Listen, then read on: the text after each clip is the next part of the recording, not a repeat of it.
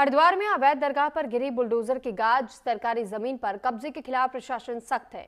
रानीपुर कोतवाली क्षेत्र के पथरी रोह पुल के पास कार्रवाई को अंजाम दिया गया। सरकारी जमीन पर बनी अवैध दरगाह पर बुलडोजर चला है।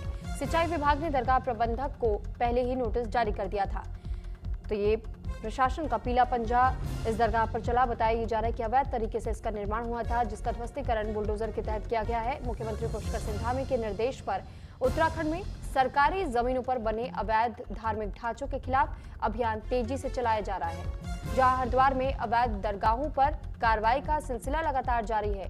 प्रशासन ने रानीपुर कोतवाली क्षेत्र के पथरी रोह पुल के पास ही 2 बीघा सरकारी जमीन पर बनी अवैध दरगाह पर बुलडोजर चलवाने का काम किया। बताया जा रहा है कि सिंचाई विभाग ने दरगाह प्रबंधक को पहले ही नोटिस दे दिया था, लेकिन निर्धारित समय सीमा में अतिक्रमण नहीं हटाने पर प्रशासन को मजबूरन कार्रवाई करनी पड़ी।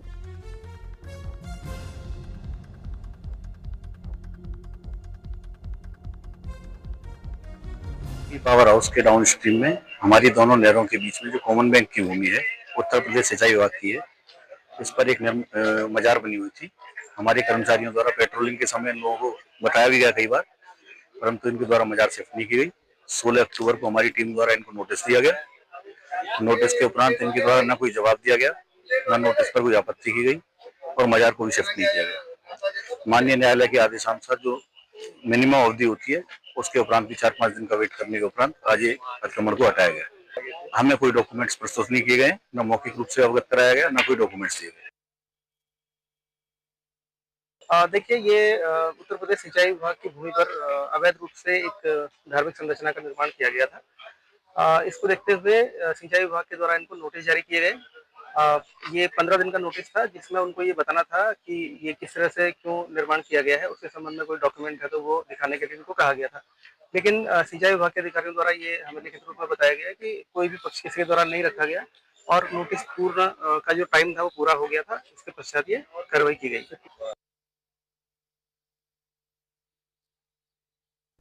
और इस पर ज्यादा जानकारी के साथ इस वक्त विश्वास सैनी हमारे साथ संवाददाता जुड़ चुके हैं। विश्वास, जानकारी चाहेंगे आपसे कि अब तक इस मामले को लेकर के क्या कोई और नया अपडेट सामने आया है? देखिए सुरभि, मैं आपको बता दूं, जिस तरीके से हरिद्वार के अंदर आज एक बड़ी कार्रवाई जो है प्रशासन की वो देखी गई है। सुबह सवेरे होते ही जिस तरह से पूरा प्रशासन, आज प्रशासनिक अमला पहुंचा था आज अपनी कार्रवाई करने के लिए। पीला पंजा जिस तरह से आज एक दरगाह गिराएगी पीला पंजे द्वारा।